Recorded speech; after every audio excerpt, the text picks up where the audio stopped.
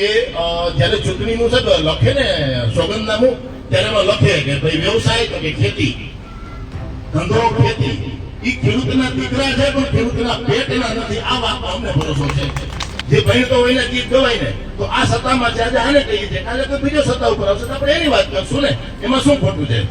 તો એ સમયે એક કંપની ગુજરાતની સરકારને ઉતરાવવા માટે સક્ષમ હતી અને આજે આ અદાણી અને અંબાણી એ કેન્દ્રની સરકારને ઉતરાવવા માટે સક્ષમ છે. એક સમયે આપણા વડવાઓએ હાડકાનું ખાતર અને લોહીનું પાણી કરીને ધરતીનું સિંચન કર્યું છે અને એના મીઠા પર આપણે ચાખીએ છીએ. આજે એ જ પાછી પરિસ્થિતિ આવી ઉભી રહી. એટલા માટે છે ને આપણે આવી જેને કે હાડ મારી સહન કરીને પણ આ દિવસો જવા પડ્યા છે, મતલબ ઉપવાસમાં ઉતરવું પડ્યું છે. અને આ ખેડૂતોના અસ્તિત્વનો સવાલ છે. આ થાંભલાનો પ્રશ્ન નથી. છેલ્લા 10 વર્ષથી અમે જે તે માથાકૂટ કરીએ છીએ તે ખેડૂતોના ઓલાવર પ્રશ્નો માટે કરીએ છીએ. એ પછી ભૂંડ રોજનો પ્રશ્ન હોય, એ પછી પાક વીમાનો પ્રશ્ન હોય, એ પછી ભાવ માટેનો પ્રશ્ન હોય, એ પછી ટેકાના ભાવની ખરીદીનો પ્રશ્ન હોય. એટલે કોઈ એવું ન માની લે કે અમારે આ 6 દિવસ પછી છાવણી પૂરી થઈ જાય અમારો પ્રશ્ન સોલ્વ થઈ જાય. પ્રશ્ન થાંભલાનો છે જ નહીં. પ્રશ્ન એ છે કે આને જેવા પ્રયોગો કરીને આપણા ઉપર ખતરા કર્યા કે આમાં કેટલું દબાવી નીકળી ગયું છે, એમાં એ સક્સેસ થયા એટલે આ મોટો હુમલો કર્યો.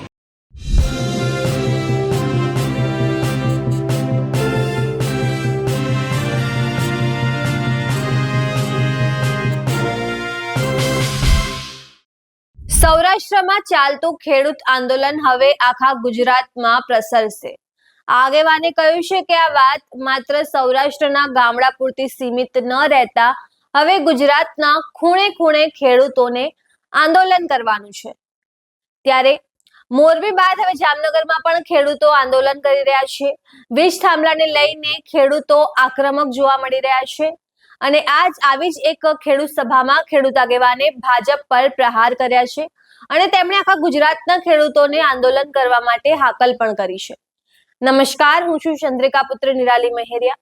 તો આવો સાંભળીએ આ ખેડૂત આગેવાન અને પડદરના સરપંચે વધુમાં શું કહ્યું. સૌપ્રથમ વાવડી ગામની આ ધીંગીધરા અને રામદેવજી મહારાજની નિશ્રામાંથી હું આ તપસ્વીઓને સતત નમન કરું છું. આ ઉપવાસીઓ નથી, ત્યાં ઘરવાળા હોય ને ખાવા ન મળે ને એવા ઉપવાસી કેટલાય હોય.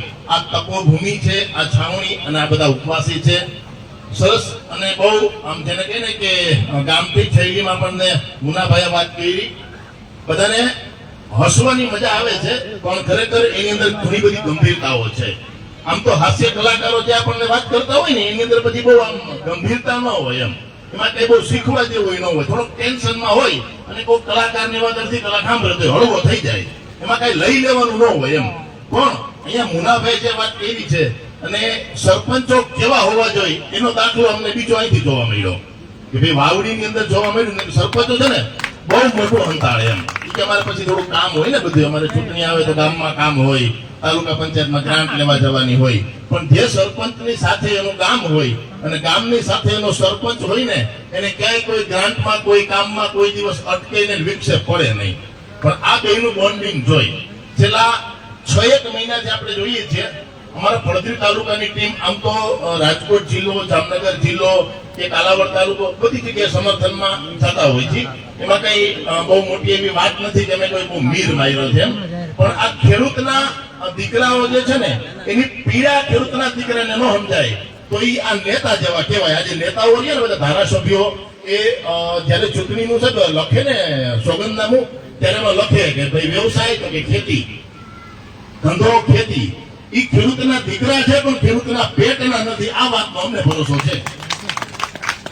કોઈને એવું હોય કે અમારી જ્ઞાતિનો, અમારા સમાજનો કે અમારા માયલો કોઈ નેતા થઈ જાય તો અમારા સમાજનું કે અમારા ગામનું કે અમારું કલ્યાણ થઈ જાય તો તમે એથી ખાંડ ખાવ છો. આ એરિયાના ધારાસભ્ય એ અમારા ગામમાં એનું બાળપણ વીતેલું છે. આ આપણા જે ધારાસભ્ય છે હમણાં 1 વર્ષ પહેલા કૃષિ મંત્રી હતા, માજી કૃષિ મંત્રી, એનું બાળપણ મારા ગામમાં વીતેલું છે. મારા બાપુજી બધાની હારે રહીમાં વીઠા છે. આપણો વેમ ભાંગી ગયો ને કે ખેડૂતનો દીકરો કૃષિ મંત્રી હોય તો ખેડૂતની પીડા સમજે ના. ખરેખર એ લોકોએ જયારે ધારાસભ્ય બન્યા કે કોઈ સાંસદ બન્યા ને ત્યારે સંવિધાન ઉપર હાથ રાખીને સોગંદ ખાધા હતા કે અમે અમારા વિસ્તારના લોકોની જાનમાલનું રક્ષણ કરશું. એ શું કરે છે આપણને નથી ખબર. અને આવું શું કામ કરે છે ને એનો હું છેલ્લા ઘણા દિવસથી બધા દાખલા દેતો આવ્યો છું કે આજે રિલાયન્સ અને આજે અદાણી છે ને આની અંદર આ સરકારના એક હાથના 4 આંગળા છે રિલાયન્સના નકુચામાં હલવાઈ ગયા છે અને બીજા હાથના 4 આંગળા છે ને ભાઈ એ અદાણી કંપનીના આગળના નકુચામાં હલવાઈ ગયા છે. એ ડગીએ કેમ નથી, કઈ કરીએ કેમ જ નથી, કારણ કે જેનું ખવાઈ ગયું હોય ને એના વિશે એને કાંઈ ન થાય. આપણને ખબર છે કે જેથી દ્રૌપદીનું વસ્ત્રહરણ થયું ને મુનાભાઈ, તેથી ભીષ્મ પિતામાં મોતને બાંધી શકતો હતો પણ 2 બંદા મહિના દુર્યોધનને નહોતો રોકી શક્યો. શું કામ? તો કે ભાઈ મારા પેટમાં એનું અનાજ પડ્યું છે. આ જ વાત હતી કે બીજી કઈ હતી? આ જ વાત હતી ને. એટલે એ ધર્મની વિરુદ્ધ ઉભા રહેવા માટે તેને મજબૂર બન્યા હતા. એની ઈચ્છા નહોતી અધર્મનો સાથ દેવાની, એની ઈચ્છા નહોતી, પણ એને મને કર્મ એને દુર્યોધન જેવું રહેવું પડ્યું હતું. એ આચાર્યો, એ દ્રોણ, એ બધા ગુરુઓ ને બધા શું કામ? તો કે ભાઈ એનું અમારી રીતે ખવાઈ ગયું છે. એટલે આ સરકારે ચૂંટણી જીતવા માટે, પક્ષ ચલાવવા માટે, ધારાસભ્યો ખરીદવા માટે અઢળક નાણાં આ કંપની પાસેથી લીધા છે. એટલે એની મજબૂરી છે કે એના પક્ષે એને બોલવું પડે. એનો તાજો દાખલો આપણી પાસે નથી, પણ 95ની સાલમાં જે કેશુબાપાની સરકાર ઉથલાવી, આપણને ખબર છે કે જામનગરની નજીકની રિલાયન્સ કંપની ઉથલાવી હતી. બધાને ખબર છે ને. એમાં સાથ દેવા વાળા કોણ હતા? તો કે જેને આપણે ચૂંટીને મોકલા દઈ જતા ને, એમાં રાજકારણીઓની કોઈ જ્ઞાતિ જ નથી હોતી.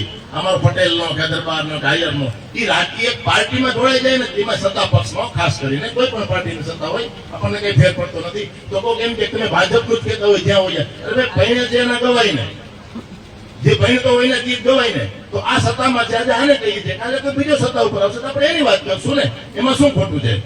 તો એ સમયે એક કંપની ગુજરાતની સરકારને ઉથલાવવા માટે સક્ષમ હતી અને આજે આ અદાણી અને અંબાણી એ કેન્દ્રની સરકારને ઉથલાવવા માટે સક્ષમ છે. એના જ સંસદ સભ્યોને ખરીદી અને એ સરકાર ઉથલાવી શકે એમ છે. એ નગ્ન સત્ય છે, એ સરકારને ખબર છે અને એની સાથે રહેલા બધાને ખબર છે કે આ શું કામ સરકાર આના તરફી નિર્ણયો લે છે. અને સૌથી આટલા બધા જે કઈ આંદોલનો થયા ને એમાં અમારા પડદરી તાલુકાની અંદર છે ને 44 ગામમાં થાંભલા આવે છે. એટલે આપણે આંખ બંધ કરીને વિચારીએ ને તો એ 44 ગામમાં 58 તો ગામ છે ખાલી ટોટલ. 58 ગામમાંથી 44 ગામમાં થાંભલા આવે એટલે કરોડિયાના ઝાડાની જેમ આખો તાલુકો ચિતરાઈ જાય. હજી તો 7 ગામને નોટિસ આપી છે કે તમારે આટલા સર્વે નંબરમાં કે આ જગ્યાએ થાંભલો આવશે.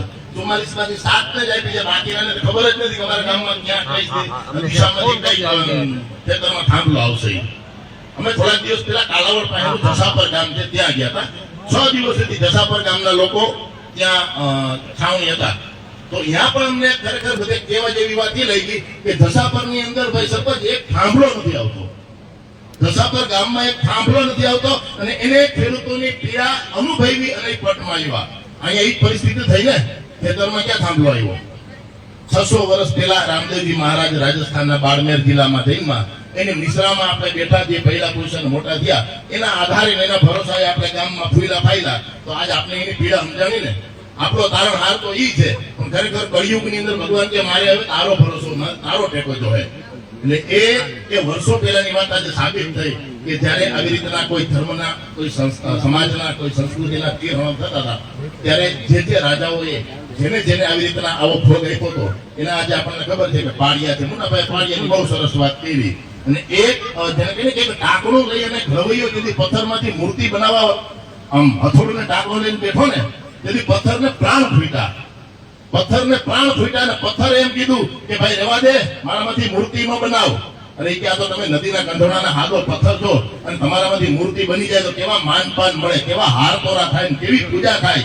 તેથી પથ્થરને વાચા ફૂટી અને કીધું કે રવૈયા મારે ઠાકોરજી નથી થાવું. હા, તો કે ધળ ને ધીંગાણે જેના માથા મહાણે એની ખાંભીઓ થઈને ખોળાવું, મારે ઠાકોરજી નથી થાવું. મને ખરેખર મૂર્તિ કરતા પાળિયાનું મહત્વ વિશેષ છે.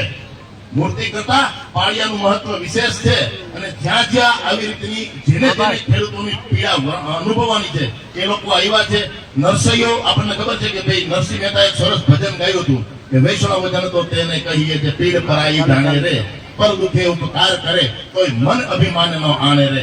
આ વૈષ્ણવ છે, જે લોકો બીજાની પીડા અનુભવે છે, બીજાનું દુઃખ જોઈ અને પોતાને પીડા થાય છે, એ વૈષ્ણવ છે. બાકી કંઠી પહેરવાથી કે હવેલીમાં જવાથી વૈષ્ણવ બની જવાતું નથી. અહીંયા આપણને આપણા ખેડૂતોનો કોઈ વર્ગ જ ન હોય, ખેડૂતની કોઈ જ્ઞાતિ જ ન હોય, ખેડૂતનો કોઈ સમાજ જ ન હોય. જે વિસ્તારમાં જે જ્ઞાતિની જાતિ સંખ્યા હોય એની પાસે ખેતી હોય બરોબર છે? ગમે ત્યાં જાઓ, કોઈ પણ તો કોઈ એમ કહે ને કે આ તો પટેલ માટે છે. ના, પટેલ માટે, આહિર માટે, ક્ષત્રિય માટે નથી, ખેડૂત માટે છે. અને ખેડૂત એ એકમાત્ર એવો વર્ગ છે કે આ દુનિયાની અંદર છાતી કાઢીને ચાલવા માટે થઈને એનો અધિકાર છે. આ ધરતી આપણે આપણા દેશની વાત કરીએ ને ભાઈ, જેથી 47 માં આપણો આઝાદ થયો ને ત્યારે હળેલું અનાજ અહીંયા પાકતું નહોતું. કારણ કે ઓલા ગયા હોય કે હેલાય તો ન ગયા હોય ને, કાંઈ રહેવા દીધું હોય.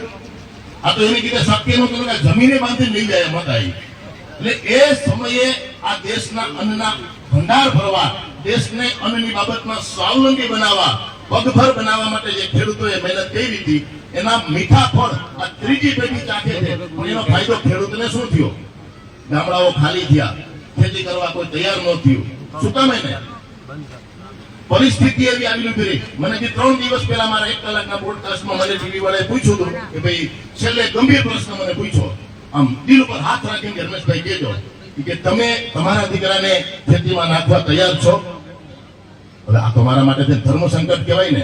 દિવસ રાત ખેતી, ખેડૂતને ગામડાની ચિંતા લઈને ફરતા હોય અને અમે અમારા દીકરાને ખેતીમાં નાખવા તૈયાર ન હોય તો તમે વિચારો કેટલી કરુણ પરિસ્થિતિ હશે. આ ખરેખર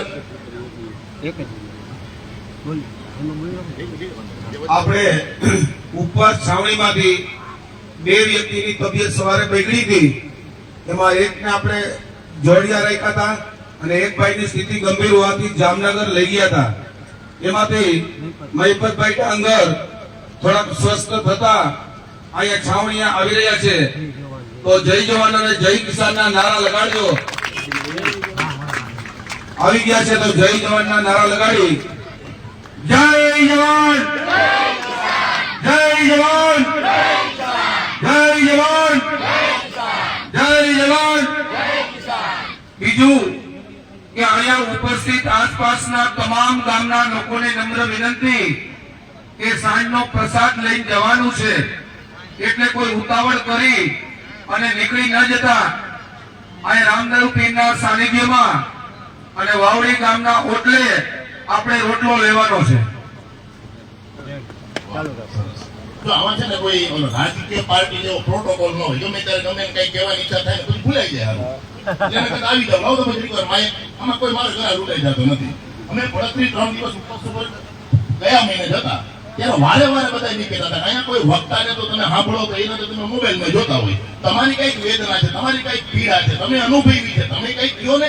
ભાષણ નથી તો કઈ નહીં, તમારી અંદરની જે વેદના છે એ તો કયો. આમ તો આપણે ક્યાંક ગોટે બેઠા હોય તો આપણે એમ કહેતા હોય અમારું તો કોઈ સાંભળતું નથી, તમે સાંભળવા તૈયાર ચાલો આવો. આપણને કોઈ બોલવા નથી દેતું, કહેવા વાળા ને આપણે બોલવા દેવા છે. ખરેખર જેતપુરથી જે રેલો આવ્યો છે એ રેલો આજે ગુજરાતના ખૂણે ખૂણે પહોંચ્યો છે. આપણા બધાનું પ્રેરણા સ્ત્રોત અને બળ આપણને જેતપુરે આપ્યું છે. એક સમયે આપણા વડવાઓએ હાડકાનું ખાતર અને લોહીનું પાણી કરીને ધરતીનું સિંચન કર્યું છે અને એના મીઠા પર આપણે ચાખીએ છીએ. આજે એ જ પાછી પરિસ્થિતિ આવી ઊભી રહી. એટલા માટે થઈને આપણે આવી તેને કે હાડ મારી સહન કરીને પણ આ દિવસો જોવા પડ્યા છે. મતલબ ઉપવાસ ઉપર ઉતરવું પડ્યું છે. હવે જેતપુરની વાત કરીએ ને તો જેતપુરની અંદરથી એક વાતનો હુંકાર આખા ગુજરાતમાં ગયો છે કે ભાઈ આ આંદોલન, આ છાવણી, આ રેલી, આ સરઘસ ક્યાં સુધી કરવાના? તો કે 2027 ની ચૂંટણી નજીક આવે ને ત્યાં સુધી નાક ન દબાવી ત્યાં સુધી મોઢું ન ખુલે. કોઈ પણ પાર્ટીને એનો વોટ શેર ડાઉન થતો દેખાય ને એટલે મજબૂરન એને આપણને એનો હક દેવા માટે બંધાવવું પડે. જો અત્યારે આપી દે તો પછી 2027 માં આપણે ભૂલી જાય. એટલે 2027 માં આપશે અને એ આપણી માટે થઈને ઉપકાર કર્યો હોય એની ભાવના રાખશે. અને એટલા માટે થઈને હજી હમણાં 15 દિવસ પહેલા મોરબીની અંદર બહુ મોટી સભા હતી અને આપણા હરિયાણા પંજાબના જે કઈ મેઇન આપણા દિલ્હી હરિયાણા બોર્ડરના આંદોલનના રાકેશ ટિકિટ કરીને આવ્યા હતા. તો એ લોકોએ આપણને અચરજ થાય ખરેખર કેટલા જજુઈ મારી. 3 રાજ્યના ખેડૂતોના આગેવાનો હતા પણ ફાયદો આખા દેશને જો ને. તો આ લડાઈ થાંભલાની નથી. આ લડાઈ ખેડૂતના હકની અને ખેડૂતના અસ્તિત્વની છે. જેમ ટીટોડીના ઈંડાની વાત કરી ને તો એના અસ્તિત્વનો સવાલ હતો. આજ કે ઈંડાથી વાત આવી છે. કાલ હવે તો ગળતી પકડશે ને. અને આપણે આંગળી દીધેલા ગરદન સુધી પહોંચ્યા ને એટલે એ અમને મોરબીમાં રાકેશ ટિકેતજીએ કીધું કે ભાઈ અમે તો રોડ ઉપર પાકા મકાન બનાવી લીધા હતા. 5 વર્ષ રહેવું પડે તો મજૂર છે. આટલો એનો દ્રઢ નિર્ધાર હતો કે અમે હરિયાણા બોર્ડર ઉપર મેઇન જે હાઈવે હતો, નેશનલ હાઈવે, એની પર પાકા મકાન બનાવી દીધા.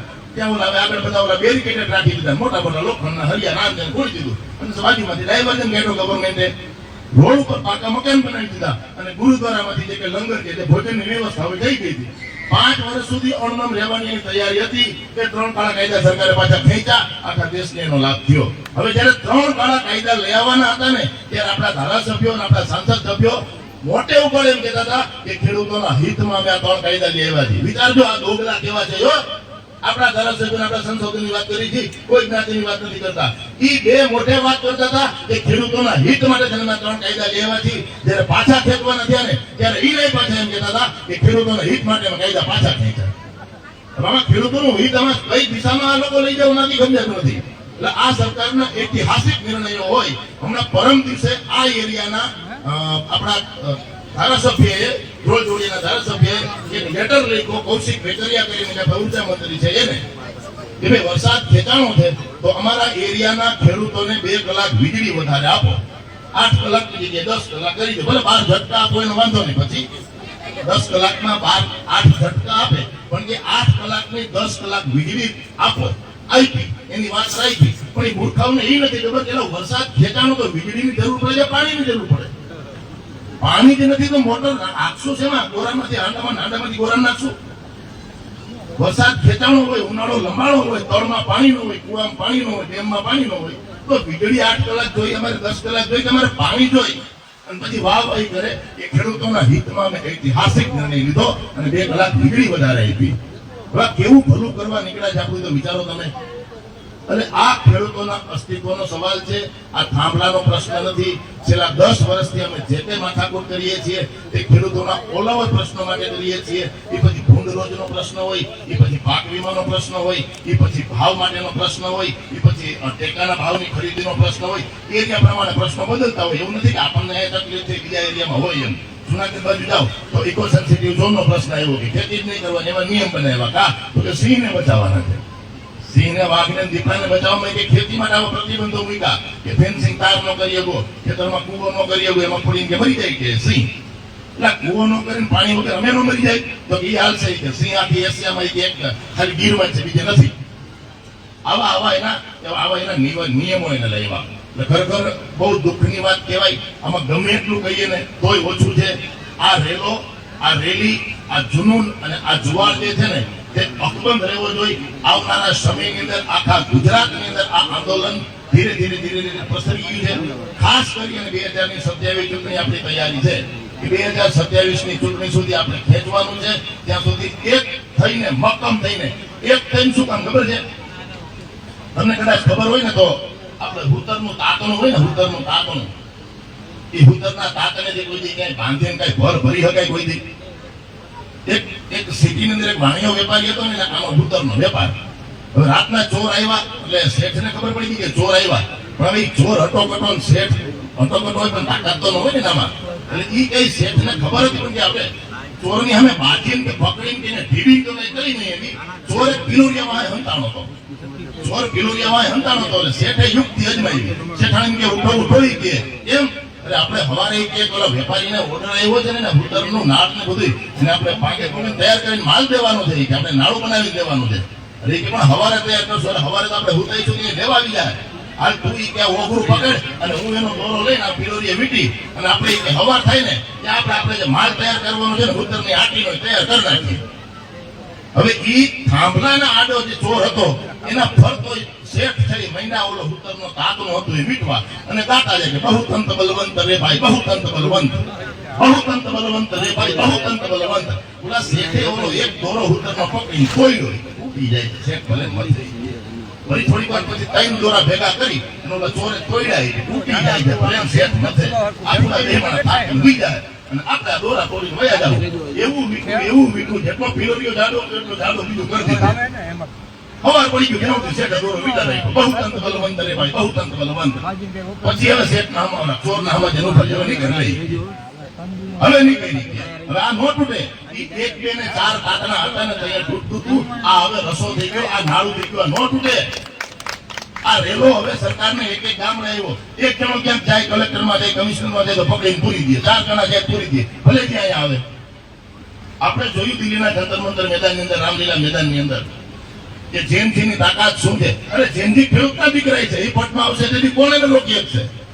જેનજી વિદ્યાર્થી છે કે જેનજી દિલ્હીમાં છે કે જેનજી મેટ્રો સિટીમાં છે એવું નથી. એ એક 14 વર્ષથી લઈ અને 29 વર્ષ સુધી ઉંમરનો જે જનરેશન છે, જે પેઢી છે, એ જેનજી છે. એ તો આપણા છે ને, આપણે કઈ બધા ધોળા માથાવાળા તો નથી.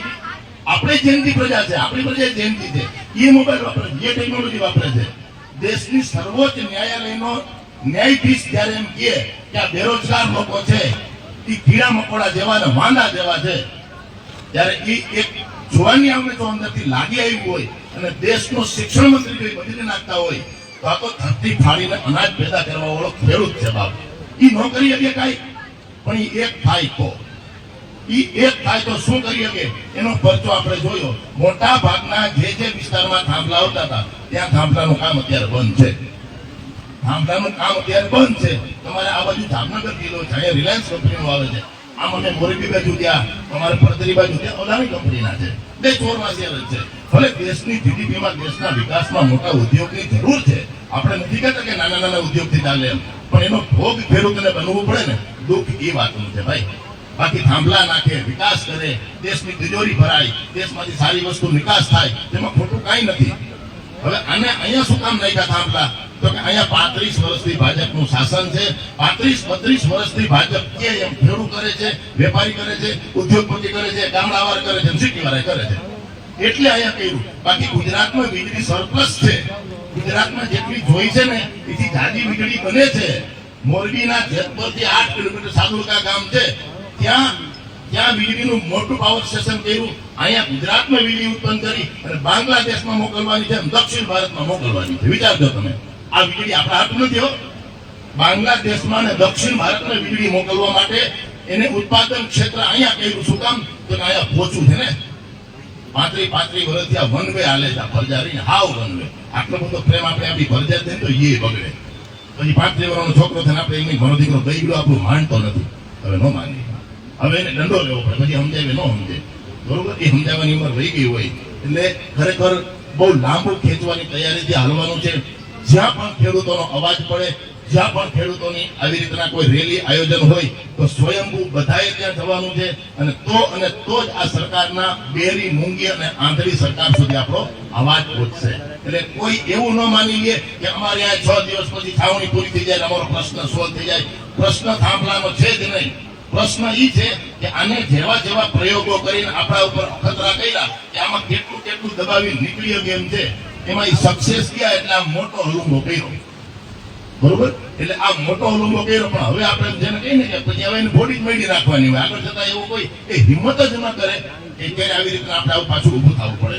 વાતો ઘણી બધી છે અને અમે તો ખાસ આગ્રહ એ રાખતા હોય દરેક જગ્યાએ કે આજે સામે બેઠા ને એમાંથી કોક આવી અને એની પીડાની એની વેદના કે આ મારું ભાષણ નથી, આ મારી વેદના છે. અમે જોયું છે, અમે અનુભવ્યું છે. હું ભાઈ સિટીમાં નથી રહેતો, મારા મુન્નાભાઈ સિટીમાં નથી રહેતા. રાજકોટથી 15 કિલોમીટર કાલાવડ રોડ ઉપર મેટોડા જીડીસીની બાજુમાં હરિપર ગામ છે. હરિપર ગામનો સરપંચ છે. બોલતા આવડતું એટલે કે સાહેબ થઈ ગયા હોય કે શહેરમાં રહેતા હોય એવું જરૂરી નથી.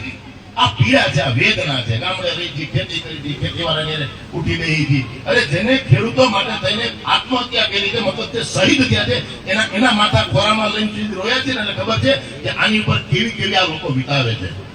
કેટલી હદ સુધી આ સરકાર જઈ શકે. આપણે ભલે અંગ્રેજોને સારા નથી કહેતા, પણ આ ચોરના પેટના અંગ્રેજોને સારા કેવડાવે છે. એક પણ જુલમ એવો નતો કે અંગ્રેજે નહોતો કર્યો. તો આને શું બાકી રાખ્યું? આને કાંઈ બાકી રાખ્યું?